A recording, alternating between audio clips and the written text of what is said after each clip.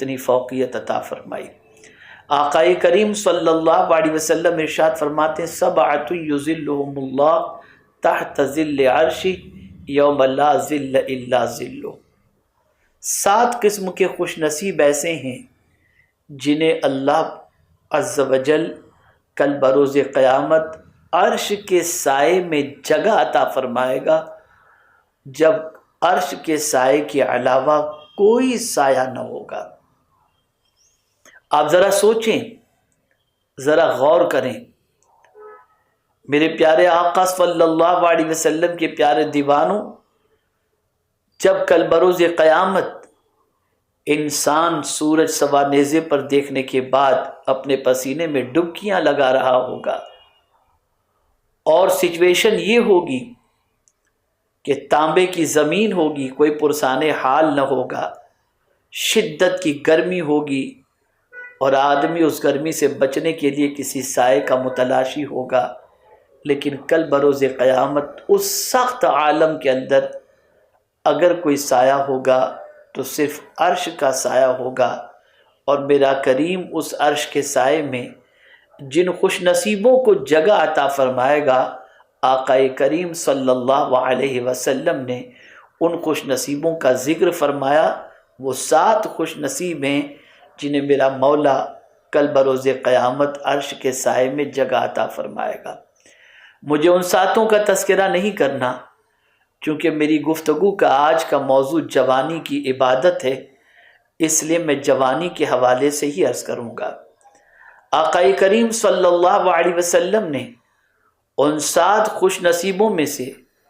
ایک اس خوش نصیب کا بھی ذکر فرمایا جسے اللہ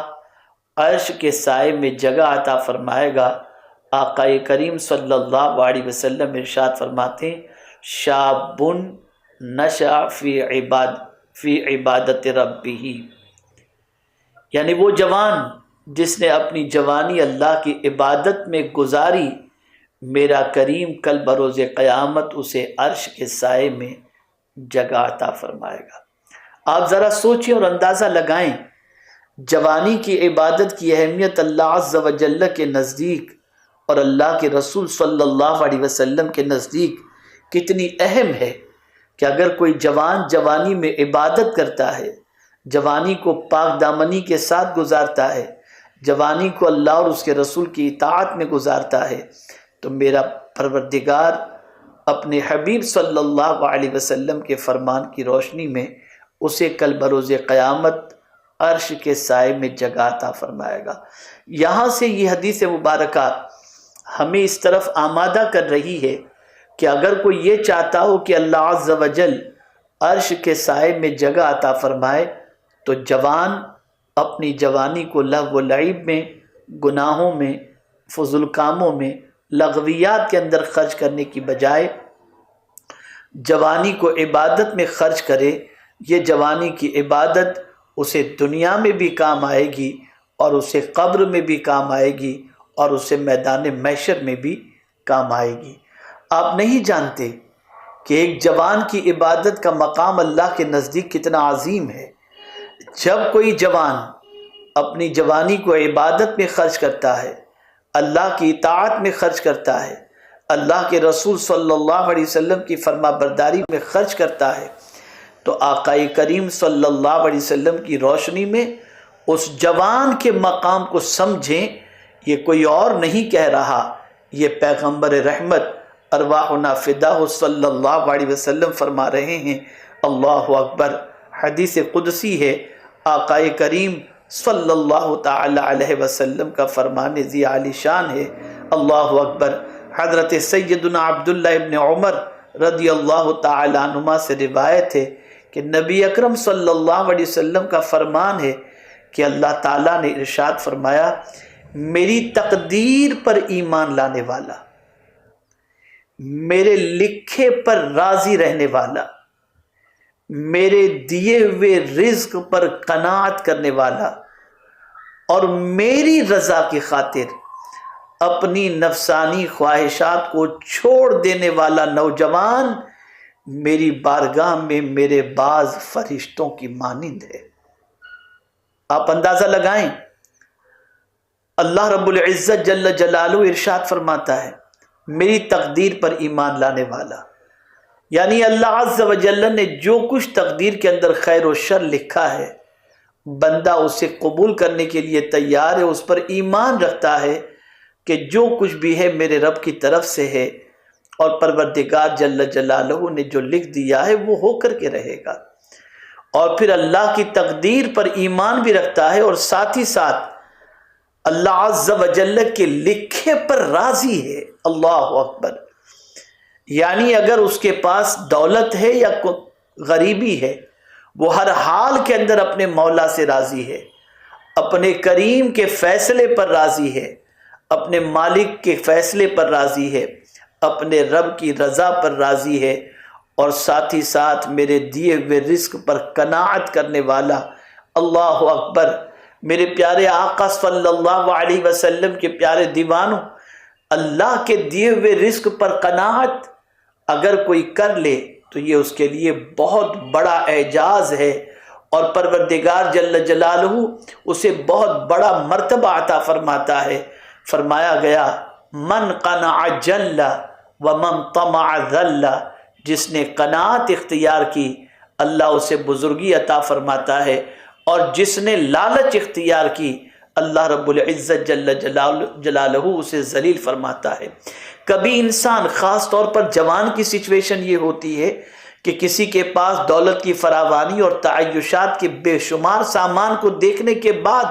اس کی زبان شکوہ و شکایت کرنے لگتی ہے، اور پھر جوانی کے اندر وہ غلط راہوں کا انتخاب کر کے اپنی روزی اور اپنے مال میں اضافے کے لیے ان راستوں کا بھی سلیکشن کر لیتا ہے جن راستوں کو اللہ عز و جل نے ناپسند فرمایا، اس کے رسول صلی اللہ علیہ وسلم نے ناپسند فرمایا۔ میرے پیارے آقا صلی اللہ علیہ وسلم کے پیارے دیوانوں، ایک وہ بندہ ہے، ایک وہ نوجوان ہے جو اللہ کے دیے ہوئے رزق پر قناعت کرنے کی بجائے شکوہ کرتا ہے میرے پاس یہ نہیں، میرے پاس یہ نہیں، اور پھر اس کے حصول کے لیے ناجائز ذرائع اختیار کرتا ہے۔ اور ایک وہ نوجوان ہے جو اللہ عز و جل کے دیے ہوئے رزق پر قناعت کرتا ہے، غلط راستہ اختیار نہیں کرتا، جو کچھ مولا کی طرف سے مل جاتا ہے اس پر وہ قناعت کرتا ہے، صبر کرتا ہے، برداشت کرتا ہے، اور اللہ عز و جل کے فیصلے پر راضی رہتا ہے۔ اس سے مراد یہ نہ سمجھیں آپ کہ کوئی محنت و مشقت نہ کرے، کوئی تگودو نہ کرے۔ رزق کے لیے تگودو کرنا،